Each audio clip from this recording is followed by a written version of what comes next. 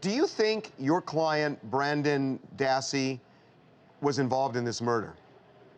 That's something I can't comment on. It'd be contrary to a bunch of ethical rules for attorneys.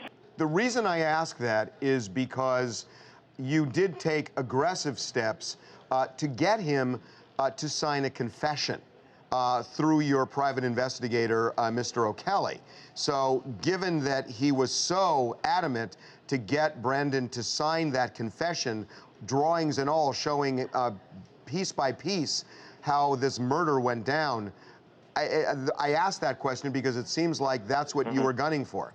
The O'Kelly interview was actually strictly for our internal use. It was never turned over to the state. What was the point, though, especially if you wanted it confidential, of getting a confession from your client that way in the first place? Well, that was just, I said, a piece of paper for our internal use.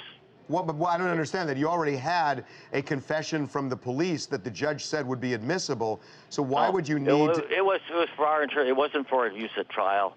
Well, if it was for internal use, why did Mr. O'Kelly literally, before the ink was dry, get on a cell phone, call you, say it went quite well, and then you arranged to have him talk to a police detective, in fact, several, the very next day? Oh, sure. That was, we wanted to know that we wouldn't be wasting the police's time. If it was just for your internal use, why would Mr. O'Kelly immediately call you, say, we just got him to cleanly confess, now let's arrange the next day for a meeting with the police department where he can sit down, where you tell them, go interview him again on a Saturday morning and you'll get what you're asking for? Why would he do that? O'Kelly was a bit of a loose cannon, but I guess the idea was to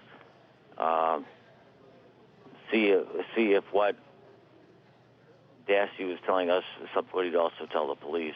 Sometimes people will tell people different things. The private investigator got him to draw in gory detail everything that happened and sign a confession, and then immediately he calls you, and you guys arrange for him to sit down and not only talk to the police, but do it without you being present. I don't understand. That was a difficult issue. He called me at 8:45 p.m. on a Friday. I had Army Reserve duty the next day and that weekend. Okay. In Milwaukee. It was going to be my last drill. So physically, I couldn't get down there. So why not delay the police interview then? 2020, in hindsight, I would have. I still don't quite understand why you would let the police interview him. O'Kelly was there to supposedly was going to notify me if there were any problems. He didn't. Yeah, but you're the lawyer, Mr. Kaczynski. You're the lawyer. I mean, Correct. He's not a lawyer. You're supposedly representing this kid. Why did you? Actually, Dassey got on the phone and said, you know, it's okay to do it without you being there. Although he has a 70. He has a 70 IQ, and he's like a 16-year-old.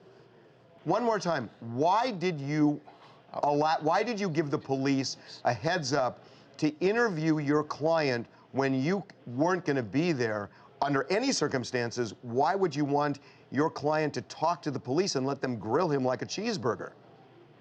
Well, our thought was at this moment in time that it would be best that he talked to them before he was influenced to the contrary by his relatives. And to keep confessing? Well, say whatever he's going to say so we knew what would happen if he was called as a witness at Avery's trial. I haven't seen the movie, but... you haven't seen the movie at all? No.